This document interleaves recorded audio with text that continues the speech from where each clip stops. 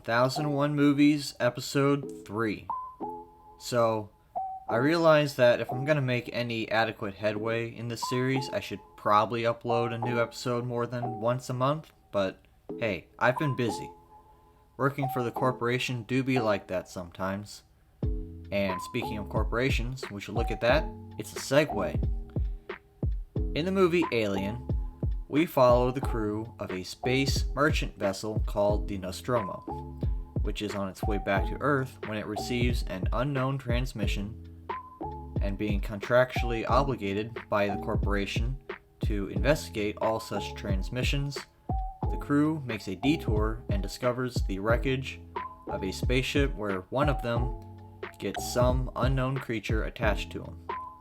After breaking quarantine to get back on the Nostromo for medical attention, it turns out that the creature was just the first stage of a killer alien species that is now loose on the ship and trying to kill everybody. Turns out breaking quarantine was a bad idea. The rest of the film is the remaining crew trying to survive and kill the alien as it picks them off, one by one.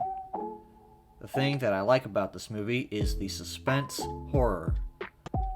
The alien, which is nearly indestructible, having acid for blood among other things, remains hidden somewhere on the ship for most of the movie, as all of the helpless, squishy, fleshy humans can do is look for it, knowing that it could be just around any corner. And these aren't space-exploring heroes either. These are regular working-class Joes just trying to make a paycheck. They did not expect to have to go through this, they were just doing their job, and it is eventually revealed that the corporation that they work for actually knew about the danger but chose to make the crew expendable in favor of whatever profits that this alien could bring them, if it were brought back to Earth alive.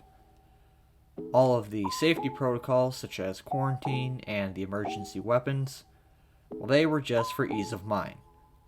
Thankfully, corporations in real life aren't like this at all. Employee well-being over profits, am I right?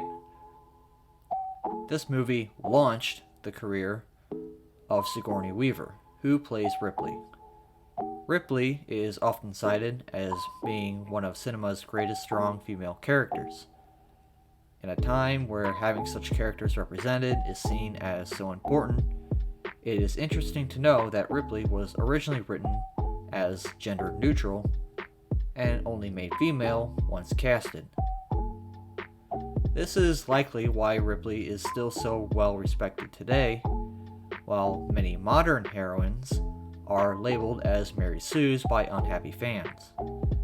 There was no agenda behind making Ripley a woman, only good writing and a good casting choice.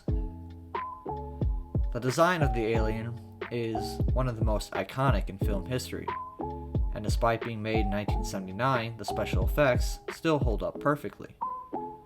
I feel like that's a phrase that's tossed around a lot, but I really do mean it here. This movie still looks real and believable today. For me, Alien is a top-right movie and one of my go-tos for this time of year. And of course, there is the sequel Aliens, which is also part of the 1001 Movies You Must See Before You Die challenge, so stay tuned for that in a future episode.